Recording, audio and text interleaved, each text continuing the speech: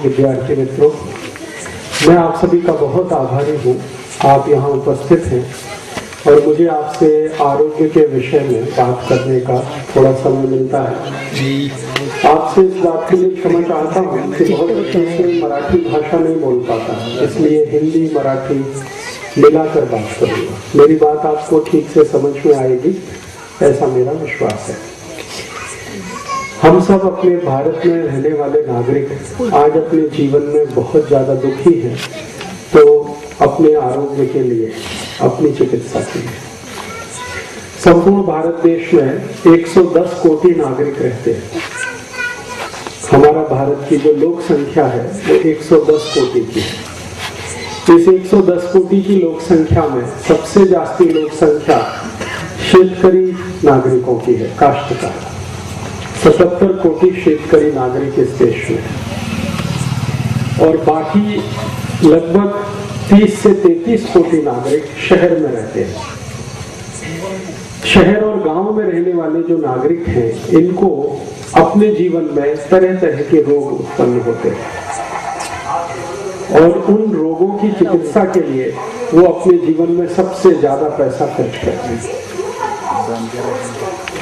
हमारे अपने जीवन के जो रोग हैं, जिनकी चिकित्सा में हम पैसा खर्च करते हैं, मैं उसके बारे में एक बार भारत सरकार को एक पत्र लिखा था। भारत सरकार का आरोग्य खाता है, उसके एक मंत्री हैं, आरोग्य मंत्री भारत देश के। उनको मैंने प्रश्न पूछा कि 110 कोटि भारतीय नागरिक हैं, इसमें कितने कोटि नागरिक स्वस्थ हैं? तो उन्होंने कहा कि स्वस्थ नागरिक भारत में अभी नहीं है, जास्ती से जास्ती नागरिक अस्वस्थ हैं, रोग है उनको। तो क्या क्या रोग है? तो उन्होंने बताया कि लगभग भारत में 10 कोटि नागरिक हैं जिनको डायबिटीज माने मधुमेह, शक्कर का रोग। उसमें से 7.5 कोटि नागरिक तो ऐसे हैं जिनको बहुत भयंकर है और लगभग 2.5 कोटि नागरिक ऐसे हैं जिनको अभी शुरू हुआ है। ऐसे 10 कोटि नागरिकों को डायबिटीज है। 12 कोटि नागरिक भारत में ऐसे हैं, स्त्री पुरुष, जिनको दमा है, अस्थमा और टीबी, ट्यूबरकुलोसिस। फिर लगभग भारत में 10-12 कोटि नागरिक ऐसे हैं जिनको संधिवात है, घुटने का दर्द है, कमर का दर्द है, कंधे का दर्द है, संधिवात से परेशान।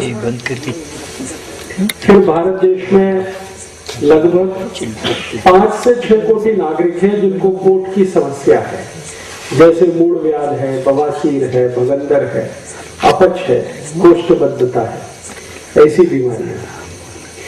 लगभग 10 से 12 कोटि नागरिकों को आंखों के रोग हैं, या तो उनको कम दिखाई देता है या बिल्कुल नहीं दिखाई देता है, या तो मोतियाबिंद आ गया, या तो काला पानी हो गया, ग्लूकोमा हो गया, ऐसी बीमारियां। और इन सब बीमारियों के लिए हर दिन खर्चा लगता है। अगर आपको डायबिटीज है, शक्कर का रोग है और आप किसी भी डॉक्टर से इलाज कराएं तो कम से कम तो साल का खर्च 6-7 हजार रुपए हो जाता है। महीने का खर्च 500 से 600 रुपए आता है, क्योंकि डॉक्टर वो एक इंजेक्शन लगाने के लिए बोलता है, इंसुलिन इंजेक्शन। तो रोज लगाओ तो ठीक रहोगे, नहीं तो कुछ भी हो सकता है। और डॉक्टर बोलता जीवन पर्यंत उसको लगाना है। तो जीवन पर्यंत आपको 5-6 हजार रुपए साल का खर्चा हो गया। अब अगर आप 10 साल इलाज कराएंगे तो 60-70 हजार रुपए गया आपका। ठीक होने की संभावना नहीं, क्योंकि एलोपैथी के सभी डॉक्टर बोलते हैं कि डायबिटीज रोग ठीक नहीं होता। ऐसे ही दमा है, अस्थमा है, उसके बारे में सभी डॉक्टर बोलते हैं कि ये बीमारी ऐसी है जो दम निकलने के बाद ही जाती है।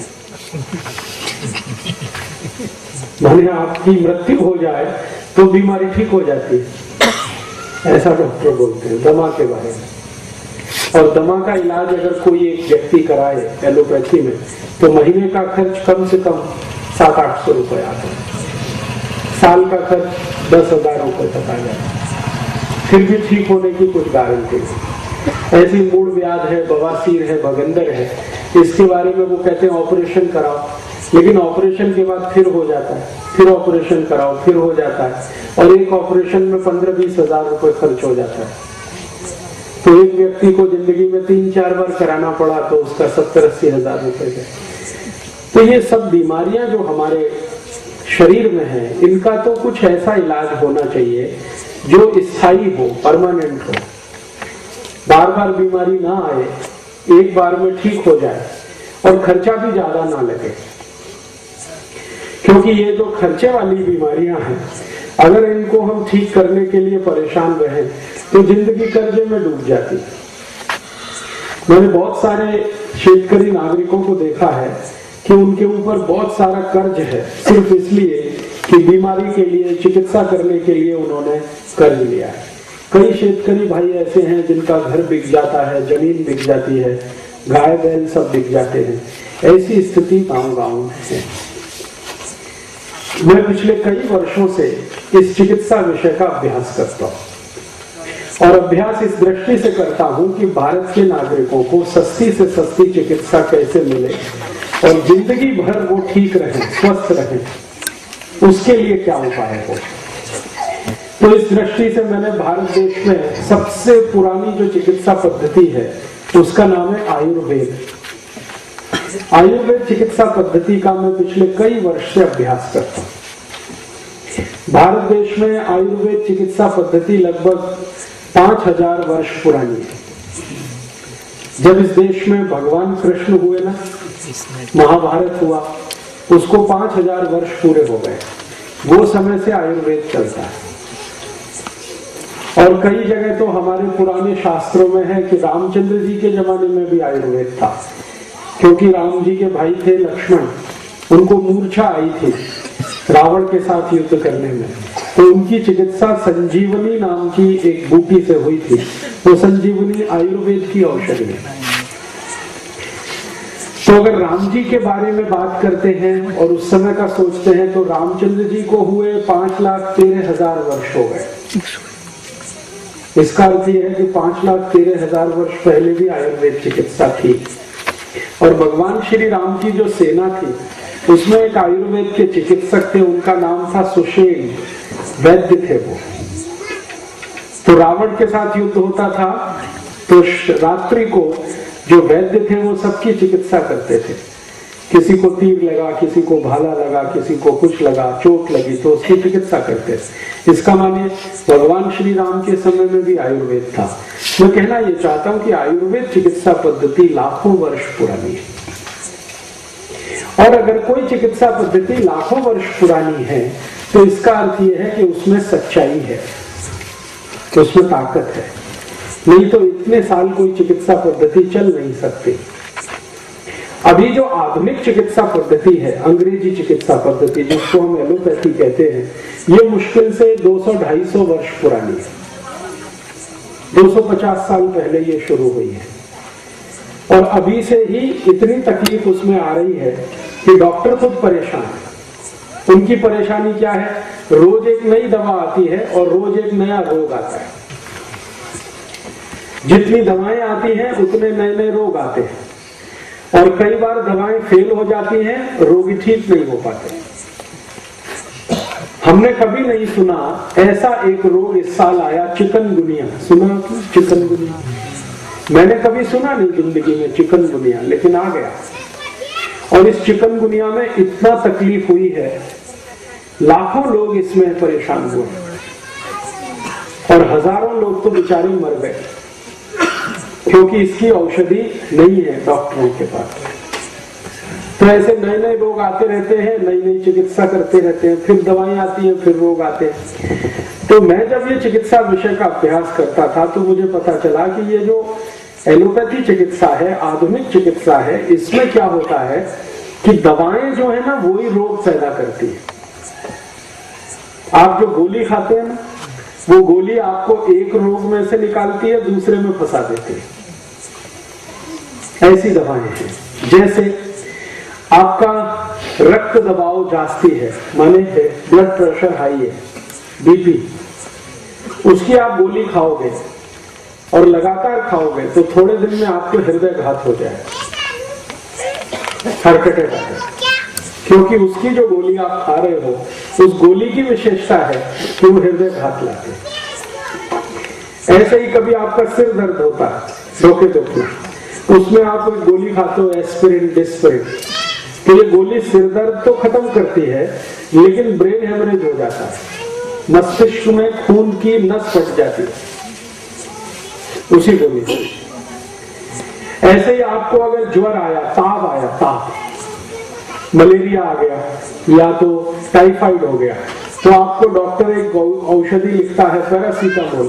पैरासीटामोल आप खाओगे तो ताप तो चला जाएगा, लेकिन आपका जो किडनी है और लीवर है, यकृत है, वो खलास हो जाएगा। क्योंकि एलोपैथी की दवाएं ऐसी हैं, वो एक रोग खत्म करती है, दूसरा पैदा होता है, दूसरा खत्म करती है, तीसरा पैदा होता है। इसलिए जिंदगी भर आपको डॉक्टर के चक्कर में फंसना पड़ता है और आप हमेशा निरोगी नहीं रह पाते, स्वस्थ नहीं रह पाते। इसके विपरीत जो आयुर्वेद चिकित्सा पद्धति है, उसमें एक सूत्र है, बहुत सुंदर सूत्र है, वो आपने शायद सुना होगा। आयुर्वेद चिकित्सा पद्धति पूरी संस्कृत भाषा में लिखी गई है। तो उसमें एक सूत्र है, सर्वे भवन्तु सुखिनः, सर्वे सन्तु निरामया, सर्वे भद्राणि पश्यन्तु, मा कश्चित् दुःख भाग् भवेत्। सब सुखी हो, सब निरोगी हो, किसी को कोई दुख ना हो, इसके लिए आयुर्वेद चिकित्सा पद्धति। सब सुखी हो, शरीर से निरोगी होंगे तो सुखी होंगे। अगर आपको शरीर में कोई रोग है तो आप कभी सुखी नहीं रह सकते, और अगर शरीर निरोगी है, स्वस्थ है आप, तो जिंदगी भर सुखी रह सकते। तो आयुर्वेद चिकित्सा पद्धति कहती है सब सुखी हो, सब निरोगी हो, किसी को कोई रोग ना हो, किसी को कोई दुख ना हो, ऐसी है। तो जब मैंने इसका अभ्यास किया तो मैंने सोचा कि यह चिकित्सा पद्धति का सूत्र है सर्वे भवन्तु सुखिनः, माने सब सुखी हो, तो इसमें जरूर कोई सच्चाई है, कोई ताकतवर बात है। तो इसलिए मैंने उसका अभ्यास किया। अभ्यास करते करते करते करते मुझे ये समझ में आया कि भारत में आयुर्वेद चिकित्सा पद्धति की मदद से आप जिंदगी भर निरोगी रह सकते हैं, बिना रोग के आपका जीवन चल सकता है। बस उसमें कुछ नियम का पालन करना है, जिसको आप मराठी में कह सकते हैं पथ्य का पालन करना है।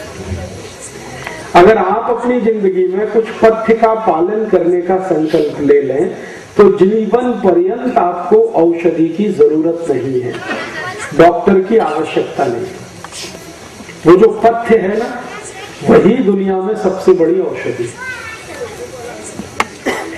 तो हम हमारे जीवन को अगर सुखी रखना चाहते हैं, निरोगी रखना चाहते हैं, कोई रोग हमको ना हो, तो कुछ पथ्य पालन करना है। मैं आज आपको ऐसे ही कुछ पथ्य के बारे में जानकारी देने आया। अगर आप आज से ही उसका पालन शुरू करेंगे तो आपके शरीर के 50% रोग बिना किसी औषधि के 1 महीने में निकल जाएंगे। और अगर आपने वो पथ्य पालन 2 महीने किया तो 80% रोग बिना किसी औषधि के चले जाएंगे। और जो 3 महीने किया तो सभी रोग आपके शरीर से चले जाएंगे।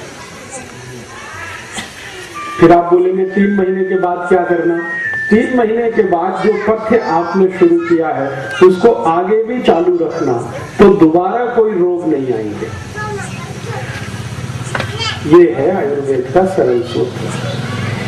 अब आप बोलेंगे वो पथ्य क्या है? मैं आपको छोटी छोटी कुछ माहिती देता हूं। हमारा शरीर सबसे ज्यादा जो महत्वपूर्ण अंग है अपने शरीर का, वो है पोट, हमारा पेट। क्यों? जो कुछ भी हम खाते हैं वो सब पोट में जाता है। खाते हम किस लिए हैं? शरीर को ऊर्जा मिले, ताकत मिले, इसके लिए खाते। तो इसका अर्थ ये हुआ कि जो कुछ भी हम खाते हैं वो सभी शरीर में ताकत के लिए, ऊर्जा के लिए उपयोग होता है। अगर खाया हुआ आपका सब कुछ पच गया तो वो ऊर्जा में और ताकत में बदल जाता है, और जो नहीं पचा तो वो सड़ता है, और अगर वो सड़ गया तो फिर जहर में बदलता है, और वो जहर जो है शरीर के अंग अंग में इकट्ठा हो जाता है, रक्त में मिल जाता है, फिर इकट्ठा हो जाता है, और वही जहर है जो तरह तरह के रोग उत्पन्न करता है। तो इसका महत्व ये है समझने का कि जो कुछ हम खा रहे हैं वो पूरा पचना चाहिए, ठीक से पचना चाहिए। आप जानते हैं कि जो भोजन आप करते हैं, भाकरी खाया आपने, चावल खाया, दाल खाया, आमटी खाया, सब्जी खाया, तरकारी खाया, मिठाई खाई, दूध पिया, दही खाया, पाक पिया, ये सब शरीर में अंदर जाके 5 तत्वों में बदलता है। जो कुछ भी आप खाते हैं, सबसे पहले खाया हुआ जो कुछ भी आपने खाया है वो पेस्ट में बदलता है। पेस्ट क्या होता है? ठोस और द्रव, उसके बीच का एक तंत्र है जिसको पेस्ट कहते हैं। तो कुछ खाया हुआ है तो वो अंदर जाके जलेगा। पहले जठर एक स्थान होता है पेट में, वहां पर अग्नि जलती है, उसको हम आयुर्वेद में जठराग्नि कहते हैं। तो जैसे ही आप कुछ खाते हैं अग्नि जलती है, अग्नि उसको पचाती है,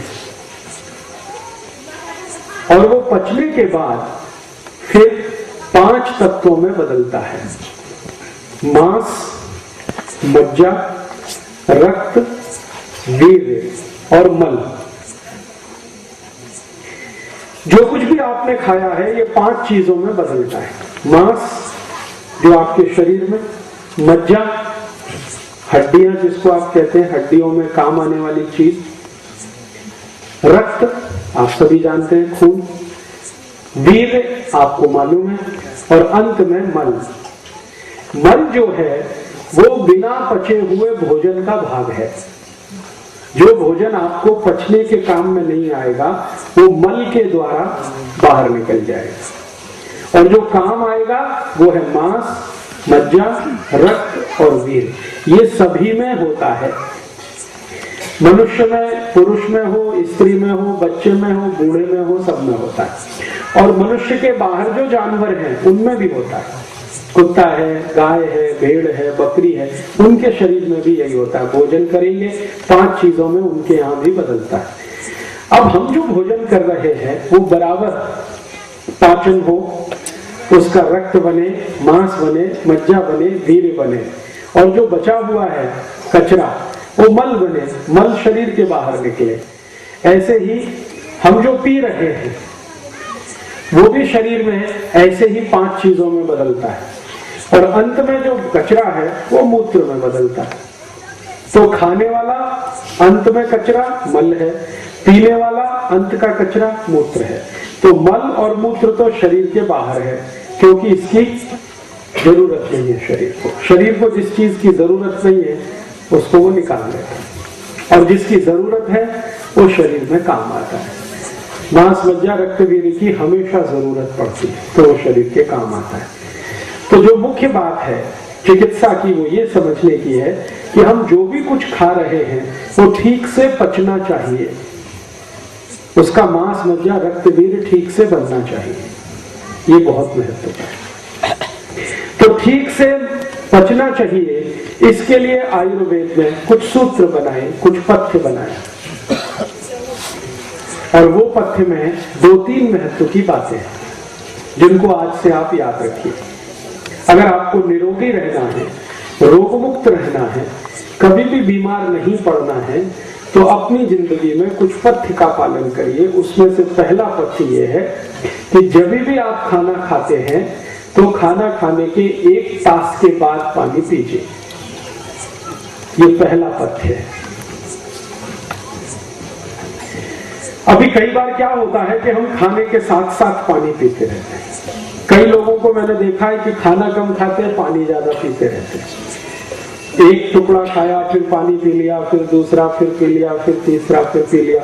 इससे बड़ी समस्या होती है। समस्या क्या होती है वो समझ लीजिए। आपने जो कुछ खाया, मैंने आपको बोला, अंदर जाके वो जलता है, और वो जलेगा तो उसमें से मांस, मज्जा, रक्त, वीर्य बनेगा। अब आपने भोजन किया, अंदर जलने के लिए अग्नि पैदा हुई, और आपने तुरंत पानी पी लिया। अब क्या होगा? अग्नि शांत हो जाएगी। और अगर अग्नि नहीं है तो जलेगा नहीं वो, और जलेगा नहीं तो पचेगा नहीं, पचेगा नहीं तो सड़ेगा, और सड़ेगा तो जहर बनेगा, जहर बनेगा तो 108 रोग पैदा करेगा। अब क्या क्या रोग पैदा होंगे वो आप सुन लो। जिनको भी भोजन पचता नहीं उनको सबसे पहला रोग शुरू होता है पेट में गैस बनना। ये जो गैस बनती है ना, ये इसका लक्षण है कि आपको भोजन पच नहीं रहा, ये पहला लक्षण है। दूसरा, अगर आपने उसको ठीक नहीं किया गैस बनना, तो धीरे धीरे ये गैस जलन करती है, फिर आग पड़ती है, पेट में आग पड़ेगी, छाती में आग पड़ेगी। फिर भी आपने उसको ठीक नहीं किया तो वो थोड़े दिन के बाद जहां गैस बनती है ना, वहां घाव बन जाता है, अल्सर कहते हैं उसको। फिर भी आपने ठीक नहीं किया तो वो घाव और बड़ा हो जाता है, फिर उसको पेप्टिक अल्सर कहते हैं। और फिर भी आपने ठीक नहीं किया तो फिर वही कैंसर हो जाता है। और इसी कैंसर होने के पहले घाव अगर पेट के थोड़े नीचे के हिस्से में बन गया, थोड़े ऊपर के हिस्से में तो कैंसर हो जाएगा, पेट के थोड़ा नीचे के हिस्से में बन गया तो बवासीर हो जाएगा, मूल व्याध हो जाएगा, बगंदर आ जाएगा। और बवासीर, मूल व्याध, बगंदर थोड़े ज्यादा दिन चल गया तो वहां भी फिर कैंसर हो जाएगा। इसलिए खाना खाने के बाद खाने का पचना बहुत जरूरी है, और खाने के पचने के लिए आग जलना बहुत जरूरी है। तो आग जलने के लिए पानी नहीं पीना जरूरी है। अगर पानी पिएंगे आग बुझ जाएगी। तो आयुर्वेद का पहला पथ्य है, पहला नियम है कि जिंदगी भर अच्छे से खाना आपको पचे तो आप खाने के तुरंत बाद कभी भी पानी नहीं पीना। पानी पीना हो तो कम से कम 1 तास के बाद पीना। अब आपका एक प्रश्न आएगा कि खाना खाते खाते गले में फंस गया तो आयुर्वेद का दूसरा पथ्य है कि खाने को धीरे धीरे खाना, हड़ू हड़ू, जल्दी जल्दी नहीं, सावकाश। जल्दी जल्दी खाएंगे गले में फंसेगा, धीरे धीरे खाएंगे, चबा चबा के खाएंगे, आराम से जाएगा। तो कितना धीरे खाना खाना, इसके लिए दूसरा पथ्य है। आपके मुंह में दांत कितने हैं एक बार आप गिन लो। किसी को 32 होंगे, किसी को 30 होंगे, किसी को 28 होंगे, कोई को 26 भी होंगे। दांत सभी को हैं, गिन लो आप। तो आयुर्वेद का नियम यह है कि जितने आपके दांत हैं उतनी बार भोजन को चबाना। आपने भाखरी का एक टुकड़ा तो मुंह में रखा, अगर आपके 32 दांत हैं तो उसको 32 बार चबाना। अगर 30 दांत हैं तो 30 बार चबाना, 28 दांत हैं 28 बार चबाना। 2-3 दिन गिनकर चबाना। 2-3 दिन अगर आपने गिन लिया तो चौथे दिन से अपने आप वो बिना गिने ही उतनी बार वो मुंह चबाएगा, क्योंकि वो कंप्यूटर में फिक्स हो जाएगा। ये जो दिमाग है ना, ये कंप्यूटर है, और जबरदस्त कंप्यूटर है। इससे बढ़िया दुनिया में कोई कंप्यूटर नहीं। तो आपने 1 दिन गिना, 2 दिन गिना, तीसरे दिन से गिनने की जरूरत नहीं पड़ेगी, वो मुंह 32 बार ही चलेगा। बस आप उसका नियम भंग नहीं करना। तो आयुर्वेद का पहला पथ्य मैंने बोला कि खाने के 1 तास बाद पानी पीना। दूसरा पथ्य है कि खाने को चबा चबा के खाना। एक बार का भाखरी अगर खाया या रोटी खाया तो कम से कम 32 बार चबाना। दांत आपके अगर 30 हैं तो 30 बार चबाना, 28 है तो 28। तो अगर आप अच्छे से चबाएंगे तो सारा खाना आसानी से नीचे जाएगा, पानी पीने की जरूरत नहीं पड़ेगी। ठीक है। फिर आप कहेंगे जी खाने के बाद कुछ तो पीना चाहिए। तो आयुर्वेद ने कहा है कि हाँ कुछ पी सकते हैं, लेकिन क्या पीना है? पानी नहीं पी सकते। खाने के बाद अगर पीना हो तो ताक पीना, दूध पीना, शेरडी का रस पी सकते हैं, मौसम्बी का रस पी सकते हैं, आम का रस पी सकते हैं, नींबू का रस पी सकते हैं, पानी नहीं पीना। अब आप कहेंगे ये तो बड़ा विचित्र है आयुर्वेद, ताक पीने की बात किया है और पानी पीने को मना करते। ताक में तो पानी ही है ना, है कि नहीं? दही तो थोड़ा होता है, दही से ज्यादा तो पानी होता है, तो सादा पानी पीने का आयुर्वेद मना करता है, फिर ताक पीने का क्यों? कारण उसका ये है, पानी की एक विशेषता है। पानी के बारे में आपने सुना होगा, महसूस भी किया होगा कि पानी को जिस चीज में मिलाओ वैसा ही हो जाता है। उसका जो गुण है ना, तो जिस चीज में मिलाओ वैसे ही हो जाता है। अगर दूध में पानी को मिला दिया तो पानी का गुण दूध का हो जाता है। दही में पानी मिला दिया और ताक बना दिया तो पानी का गुण दही का हो जाता है। शेरडी के रस में पानी मिला दिया तो उसका गुण शेरडी के रस वाला हो जाता है। मौसम्बी के रस में मिला दिया तो मौसम्बी का गुण हो जाता है। तो पानी को जिसमें मिलाओ पानी वैसे ही हो जाता है। आपने वो गीत सुना है, पानी रे पानी तेरा रंग कैसा, जिसमें मिला दो लगे उसके जैसा। तो आपने ताक में मिलाया है, माने दही में मिलाया, तो फिर वो पानी नहीं रहा, वो दही हो गया। दूध में मिलाया तो पानी नहीं रहा, दूध हो गया। शेरडी के रस में मिलाया तो पानी नहीं रहा, शेरडी का रस हो गया। तो पानी को दही में मिला के ताक बना के पी लो, पानी को दूध में मिला के दूध पी लो, शेरडी के रस में मिला के शेरडी का रस पी लो। भोजन के बाद पानी मत पियो, 1 तास तक, 1 तास बाद पियो। ठीक है, समझ में आया? अभी 2 सूत्र हो गए, मैं फिर से दोहराता हूं ताकि याद हो जाए। पहला सूत्र है भोजन के 1 तास के बाद पानी पीना। दूसरा सूत्र मैंने बताया कि भोजन को चबा चबा के खाना। ठीक है, और भोजन के बाद अगर पीना है कुछ तो ताक पीना है, दूध पीना है या रस पीना है। अब आप ये पूछ सकते हैं ताक कभी पीना, दूध कभी पीना, रस कभी पीना, तीनों का समय अलग अलग है। आयुर्वेद में हर चीज के खाने का समय है। ताक का समय है दोपहर के भोजन में, मध्याह्न भोजन जो आप करते हैं, दोपहरी भोजन वो ताक, संध्याकाळी दूध और सकाळी रस। सकाळी जो जेवण किया आपने, ब्रेकफास्ट जिसको आप कहते हैं, नाश्ता कहते हैं, उसमें फल का रस पीना, शेरडी का रस, नींबू का रस, संतरे का रस, मौसम्बी का रस, अनार का रस, दाड़िम का रस, टमाटर का रस, गाजर का रस, जो भी फल का रस है वो सवेरे पीना है, नाश्ते के बाद। दोपहर को जो भोजन किया, दोपहरी भोजन आपका है, उसके बाद हमेशा ताक पीना है दही का, और रात्रि भोजन जो है आपका, उसके बाद दूध पीना। याद रहेगा?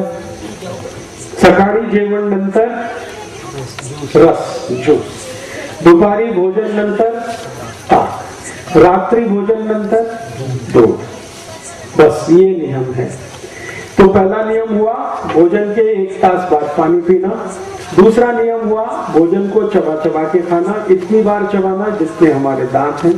तीसरी बात हो गई कि भोजन के 1 तास बाद पानी तो पीना है, लेकिन भोजन के तुरंत बाद अगर कुछ पीना हो तो सकाळी जेवण नंतर ज्यूस, दुपारी जेवण नंतर ताक, रात्रि जेवण नंतर दूध।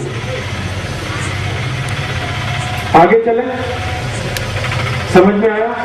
अब आगे चले। आगे का जो पथ्य है, सूत्र है, वो क्या है? आगे का पथ्य और सूत्र ये है कि जो आप पानी पिएंगे भोजन के 1 तास बाद, वो पानी कैसे पीना, वो बहुत महत्वपूर्ण है।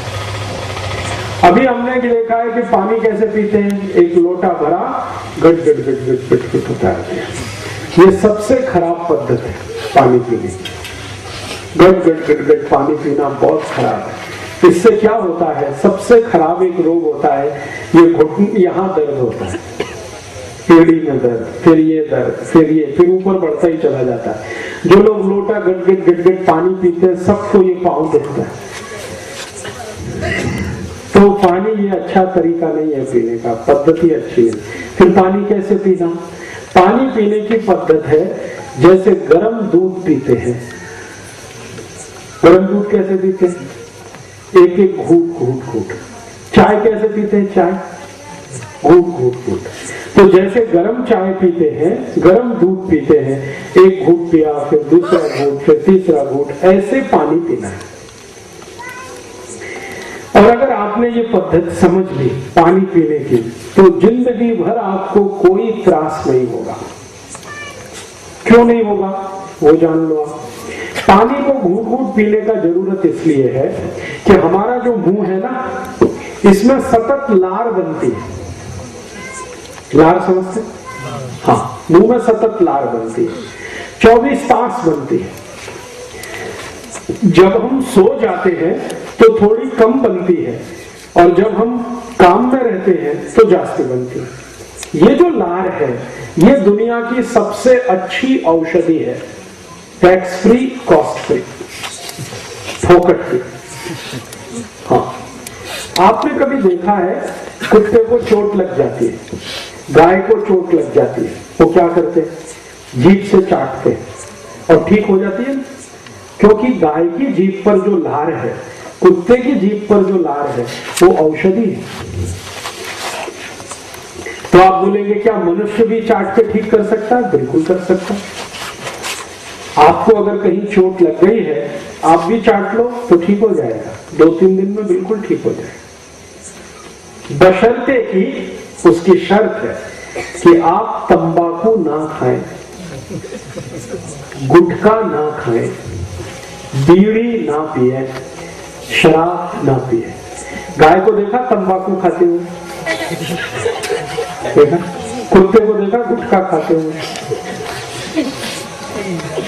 गाय, बैल, भैंस, कुत्ते को देखा दारू पीते हुए? गटागट नहीं ना। कोई जानवर तंबाकू नहीं खाता, क्योंकि उसको अक्ल है कि तंबाकू खाने की चीज नहीं। ये मनुष्य जो है वो तंबाकू खाता भी है और दूसरे को भी खिलाता है। मनुष्य जानवर से भी ज्यादा मूर्ख है। कुत्ते में भी इतनी अकल है जितनी आदमी में नहीं है। कुत्ते के सामने तंबाकू रख दो, सूंघ के हट जाएगा, लेकिन मनुष्य को वो तंबाकू फोकट में मिलेगी, रगड़ेगा और खाएगा, और दूसरे को कहेगा भाई तू भी खा ले, अभी तू भी मर ले मेरे। तो अगर आप तंबाकू ना खाएं, गुटखा ना खाएं, बीड़ी सिगरेट ना पिए और शराब ना पिए, तो आपका जो लार है ना जीभ का, ये सबसे अच्छी औषधि है। आप अगर अपने शरीर के किसी भी अंग को चाटेंगे तो आप भी ठीक कर लेंगे उसको। और अगर आप कहेंगे जी चाटना मुश्किल है, तो दूसरा उपाय बता देता हूं। आपके मुंह का थूक अगर उस पर लगाएंगे तो बिल्कुल ठीक हो जाता है। मनुष्य के लार में भी औषधि है, जानवरों में भी औषधि है। तो आयुर्वेद ये कहता है कि ये जो मुंह की लार है, क्योंकि इसमें औषधि है, इसलिए ये बाहर नहीं जानी चाहिए, ये पेट के अंदर जानी चाहिए। तो पेट के अंदर लार जास्ती से जास्ती जाएगा तब जब पानी को घूट घूट करके पिए। अगर गट पानी पिया तो लार नहीं जाता। घूट घूट पानी पिएंगे, पानी मुंह में रहेगा तो लार को अंदर लेके जाएगा। तो मुंह के लार को पानी के साथ मिलाकर अगर आप अंदर लेंगे तो जिंदगी में कभी कोई रोग नहीं आएगा, क्योंकि ये जो लार है ना, वात, पित्त, कफ तीनों का नाश करने वाली है। और 3 ही तरीके से रोग आते हैं, या तो वात के कुछ रोग हैं, या तो पित्त के हैं, या तो कफ के हैं। चौथा कोई रोग दुनिया में नहीं है। वात के रोगों की संख्या लगभग 48 है, पित्त के रोगों की संख्या लगभग 50 के आसपास, और कफ के रोगों की संख्या भी लगभग 50 के आसपास है। कुल आपके शरीर में 148 रोग हैं, और उन सभी रोगों को ठीक रखने की ताकत लार में है। इसी आयुर्वेद कहता है कि हमेशा पानी पियो तो घूट घूट भर के पियो। कर सकते हैं? आज से ही चालू करें। तो आप कहेंगे समय बहुत लगेगा, लगने दीजिए, आपको करने का क्या है? मान लो आपने गट पानी पी के समय बचा लिया, तो वो समय का क्या करेंगे आप? टीवी देखेंगे, फालतू का नाच गाना सुनेंगे, उसमें समय खराब ही होने वाला है। और इधर आप पानी गट पी के समय बचा लीजिए, फिर बीमारी आएगी तो डॉक्टर के दवा खाने में समय जाने वाला है। वो जो बचाया तो दवा खाने में चला गया, 2 महीने 3 महीने भर्ती रहना पड़ेगा, ऑपरेशन कराना पड़ेगा, हजारों रुपए खर्च करना पड़ेगा। तो खाने पीने का समय मत बचाइए।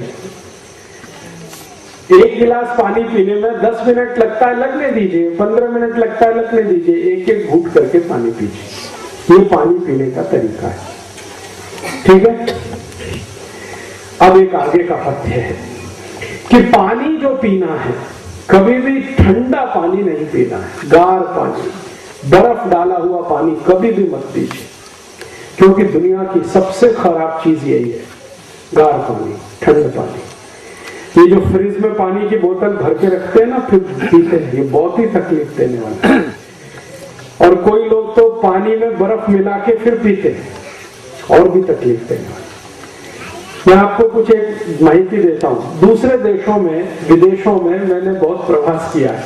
यूरोप में और अमेरिका में क्या होता है, गार पानी पीते हैं, ठंड पानी।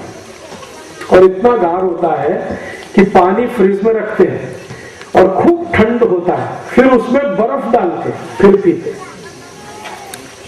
ये उनका तरीका है। परिणाम क्या होता है, जब बहुत गार पानी पिएंगे तो सवेरे सवेरे जब वो संडास घर में घुसते हैं ना, तो 2-2 तास बाहर नहीं आते, वहीं बैठे रहते हैं संडास। उनको पूछो भाई क्या कर रहे हो 2 तास संडास घर में, वो कहते हैं व्रत पत्र पढ़ रहे हैं, न्यूज़पेपर पढ़ रहे हैं, मैगजीन पढ़ रहे हैं, पुस्तक पढ़ रहे हैं। क्यों पढ़ रहे हैं?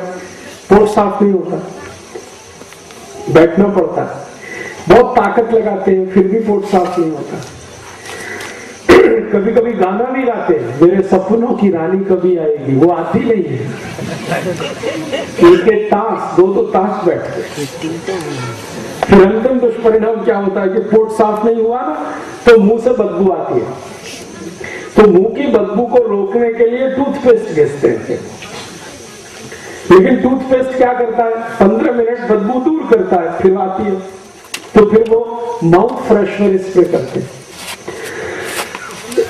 और जास्ती तास संडास साफ नहीं हुआ तो शरीर से दुर्गंध बहुत आती है, पसीना निकलता है ना, उसमें बहुत दुर्गंध आती है। और उस पसीने की दुर्गंध को दबाने के लिए सेंट स्प्रे करते हैं, टैल्कम पाउडर लगाते हैं, ताकि ये पसीने की दुर्गंध दबी रहे।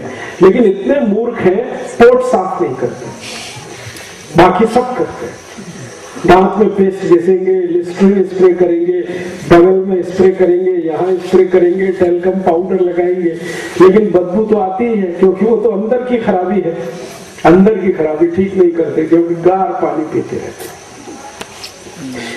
और ज्यादा दिन अगर ये पोट साफ नहीं हुआ तो फिर आप जानते हैं ये जो मल है, यही पोट में चिपक के अंतड़ियों पर इकट्ठा होता है, तो यही फिर बवासीर, मूलव्याध और बगंदर में बदल जाता है।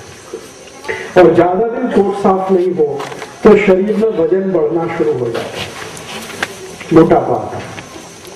और आप कभी अमेरिका जाएंगे तो अमेरिका में 27 कोटि की लोक संख्या है और लगभग 14 से 15 कोटि लोग भयंकर मोटे हैं। इतने मोटे हैं कि 8वीं 10वीं कक्षा में पढ़ने वाला विद्यार्थी 140 किलो का, 150 किलो, हाथी का बच्चा।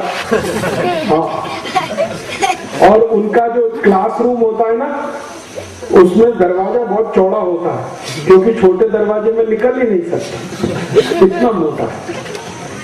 फिर वो मोटापा जब ज्यादा हो जाता है ना, तो गंभीर रोग होता है, हृदयघात हो गया, हार्ट अटैक आ गया।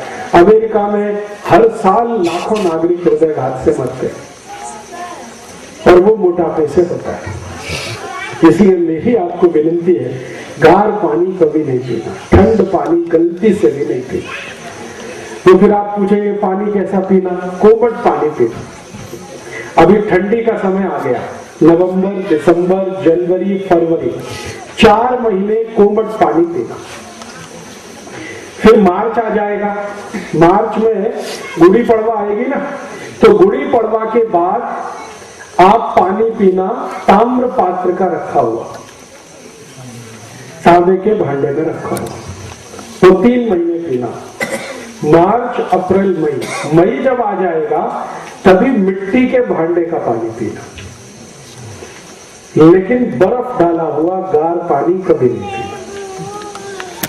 अभी जब ठंडी का समय है, नवंबर, दिसंबर, जनवरी, फरवरी, तो कोमट पानी पीना है, थोड़ा गर्म करके पीना है। फिर उसके बाद तांबे के भांडे का पीना है 3 महीने, और बाकी 3-4 महीने जो बच गया तो मिट्टी के भांडे का पानी पीना है। गार पानी, बर्फ का पानी कभी गलती से भी नहीं पीना। अच्छा, अब आगे चलता हूं। एक और पथ्य है कि सुबह सुबह जब आप सोकर उठते हैं तो रात्रि में, मैंने आपसे कहा ना, लार तो बनती रहती है लेकिन कम होती है, लेकिन रात्रि में जो लार बनती है ये बहुत बहुत कीमती होती है, सबसे ज्यादा कीमती होती है। तो जैसे ही सुबह आप सोकर उठे हैं तो सबसे पहले पानी पीना ताकि लार अंदर जाए। कुल्ला नहीं करना, दांत नहीं घिसना, पहले पानी पीना। अगर आपको दांत घिसना है तो रात्रि को जेवण नंतर, यदि आप सोते हैं ना तो दांत घिस के सोना, सवेरे उठ के पहले पानी पीना, उसके बाद संडास जाना, संडास से बाहर आने के बाद फिर दांत घिसना, सकत। तो इसमें क्या होगा, रात्रि को जो लार मुंह में है वो इधर उधर जमा रहती है, इधर जमा हो जाती है, इधर जमा होती है, तो फिर पानी पिएंगे, ऐसे करके पी लीजिए उसको, तो सब अंदर चली जाए। और सवेरे सवेरे उठ के ही पानी पीना है, तो कितना पानी पीना, तो इसके लिए पथ्य है कि कम से कम 3 गिलास पीना।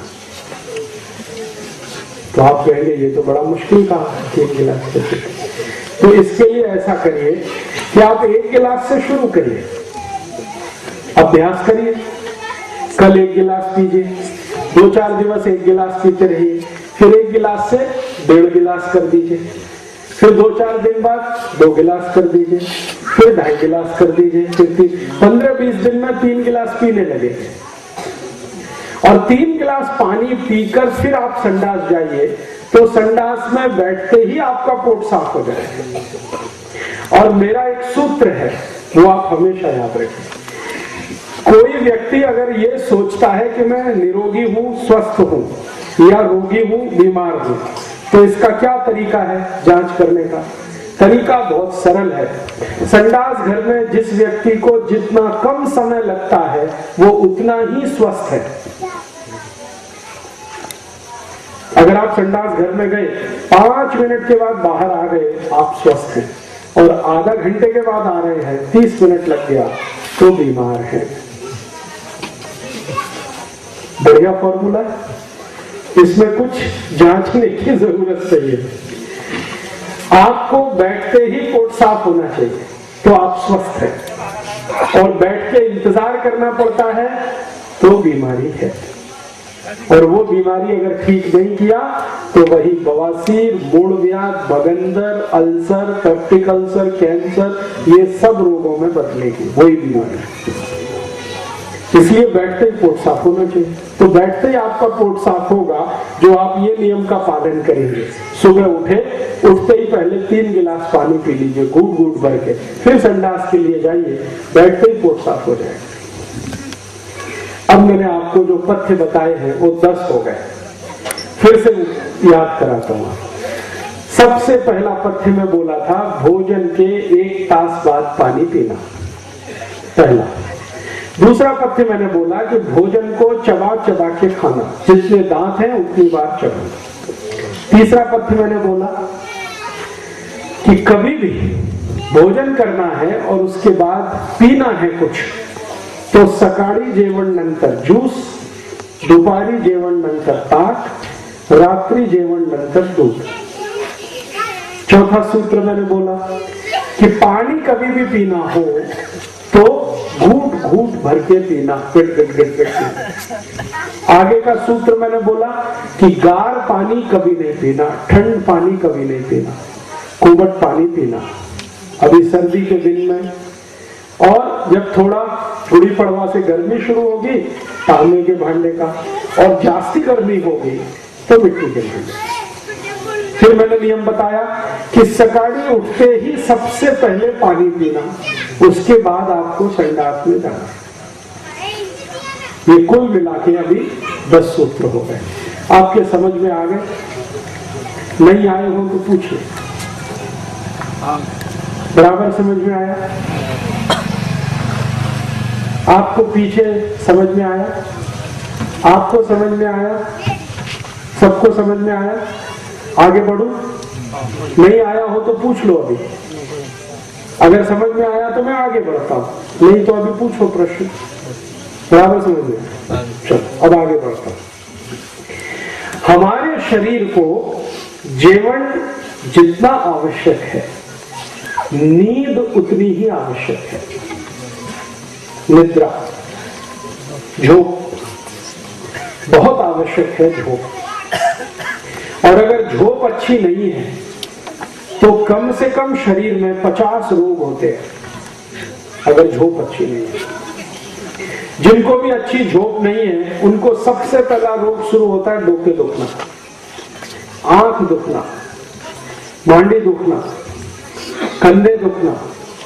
और जास्ती दिन झोप अच्छी नहीं आएगी तो और भी खतरनाक रोग होते हैं। और उनमें से एक तो रोग इतना खतरनाक होता है, मिर्गी के दौरे पड़ना, अपस्मार होना, एपिलेप्सी होना। ये सब रोग झोप अच्छी नहीं होने के हैं। तो आयुर्वेद ये कहता है कि जीवन इतना अच्छा, झोप उतनी अच्छी, झोप भी अच्छी होनी चाहिए। आप बोलेंगे अच्छी झोप कितनी होनी चाहिए?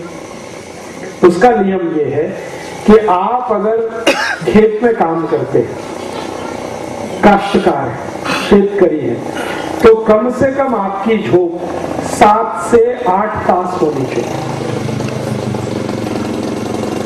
कम से कम 7 तास, जास्ती से जास्ती 8 तास, इतनी झोप आपकी होनी चाहिए। अगर खेत में काम करते हैं, काश्तकार है, शरीर का काम करते हैं। कोई लोग अगर मजदूरी करते हैं तो उनको भी 7 से 8 तास की झोप होनी ही चाहिए। शरीर का जितना ज्यादा मेहनत है उतनी ज्यादा झोप होनी चाहिए। और अगर खाली मानसिक काम करते हैं, दिमाग का काम करते हैं, पेन चलाते हैं, कागज पर लिखते हैं, जैसे बैंक में आप काम करते हैं, बैंक में शरीर का तो कुछ काम नहीं है, कुर्सी पर बैठे, मेज पर रजिस्टर, उसमें लिखना।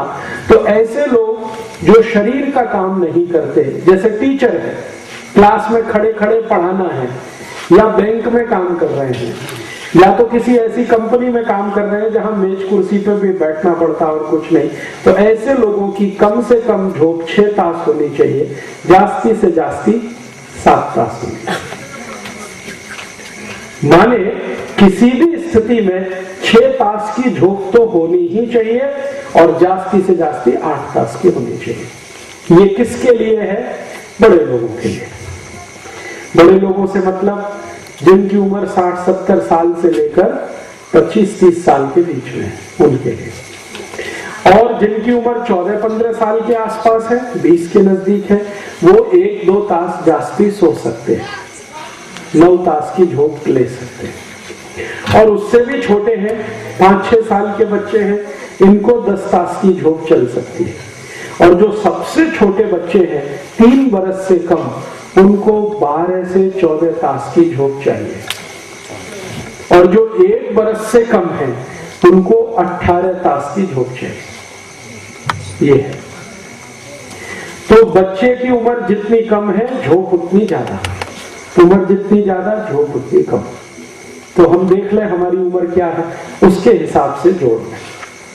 अब अच्छी झोप आए आपको, तो इसके लिए आयुर्वेद ने कुछ पथ्य बताया। सबसे पहला पथ्य ये है कि रात्रि को झोप लेने का समय पक्का करिए आप 9 बजे। तो 9 बजे आपको सोना है तो सुबह 6 बजे उठिए, बराबर झोप पूरी होगी। और अगर कुछ ज्यादा देर हो रही है तो 10 बजे सोइए, सुबह 7 बजे तो हर हालत में उठ जाइए। और 9 बजे के पहले सो सकते हैं 8 बजे, तो सुबह 5 बजे उठ जाइए। 7 बजे सो सकते हैं तो सुबह 4 बजे उठ जाइए। समय नक्की करिए, ये पहला सूत्र है। दूसरा नियम है, दूसरा सूत्र है कि आपको शाम को अच्छी झोंक लेने की है, तो झोंक लेने से कम 2 से 3 तास पहले आपका भोजन होना चाहिए। अगर 9 बजे झोंक लेना है तो 6 बजे आपको भोजन खाना चाहिए। 10 बजे झोंक लेनी है तो 7 बजे आपका भोजन हो जाना चाहिए। ये बहुत आवश्यक है। अगर आप ऐसा करेंगे कि 10 बजे भोजन किया और सीधे झोंकने के लिए लेट गए, तो जरूर आपको हृदय घात होगा, कोई नहीं रोक सकता। डायबिटीज भी होगा, कोई नहीं बचा सकता। आर्थराइटिस भी होगा। खाना खाते ही जो सोने के लिए जाते हैं उनको बहुत तकलीफ आती है। इसलिए आयुर्वेद का नियम यह है कि जब भी आपको सोना है 8 बजे, 9 बजे, 10 बजे आप तय करिए, उसके 3 तास पहले भोजन होना। ये है।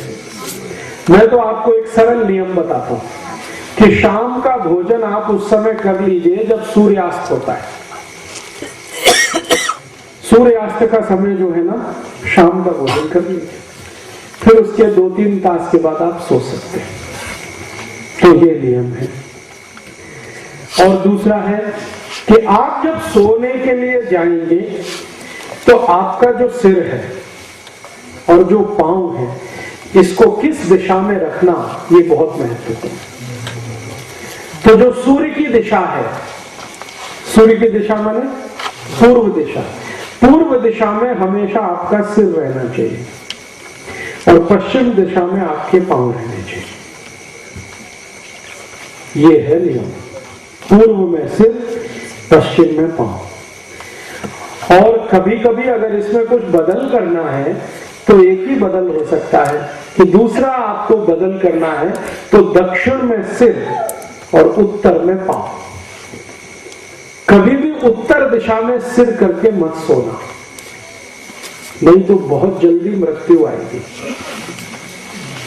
आपको मालूम है, जिस व्यक्ति की मृत्यु हो जाती है उसका सिर हमेशा उत्तर की दिशा में किया जाता है, पांव दक्षिण में, क्योंकि उत्तर की दिशा मृत्यु की दिशा है। मरने के बाद ही व्यक्ति का सिर उत्तर में किया जाता है, जीवित रहने पे नहीं। तो इसलिए इसका याद रखना बहुत जरूरी है। पूर्व दिशा में सिर, पश्चिम में पांव, ये सबसे अच्छा है। और अगर कुछ कारणवश नहीं हो पा रहा है तो दक्षिण में सिर, उत्तर में पांव कर सकते हैं। आज ही घर में बदल कर लीजिए।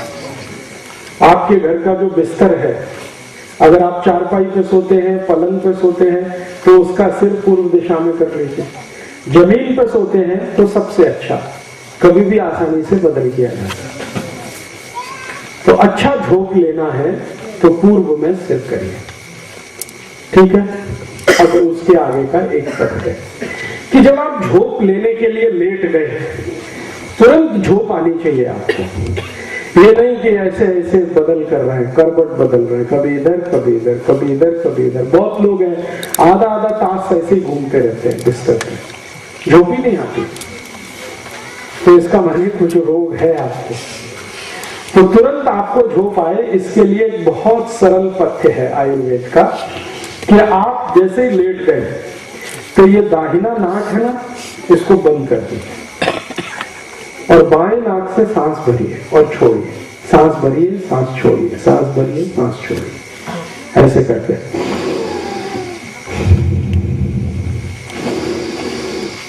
बस 2-3 मिनट अगर आपने ये करना शुरू कर दिया, बहुत अच्छी झोंक है। 2-3 मिनट इसका असर होता है। फिर सो जाइए, फिर कोई हरकत नहीं। अब आप पूछेंगे कि भाई सोने का कैसे है? सीधा सोना, पेट के बल सोना, पीठ के बल सोना, ऐसे करवट में, ऐसे करवट में। तो रात्रि को जब सोना हो तो पीठ नीचे, पेट ऊपर, ऐसे ही सोना अच्छा होता है। अच्छी झोंक उसी में आती है। दोपहर को अगर आप सोना चाहते हैं भोजन के बाद, तो हमेशा ये जो बायां हाथ है ना, लेफ्ट, क्या कहते हैं, डावा मराठी में, तो डावा बाजू आपको लेटना चाहिए दोपहर को भोजन नंतर। तो दोपहर की झोप लेनी है तो ऐसे करके लीजिए। रात्रि को दोनों हाथ फैला के सिर आसमान की तरफ, चेहरा आसमान की तरफ, पीठ के नीचे ऐसे सोना है। तो झोप अच्छी आएगी, तो झोप से होने वाले रोग कभी नहीं आएंगे। ठीक है।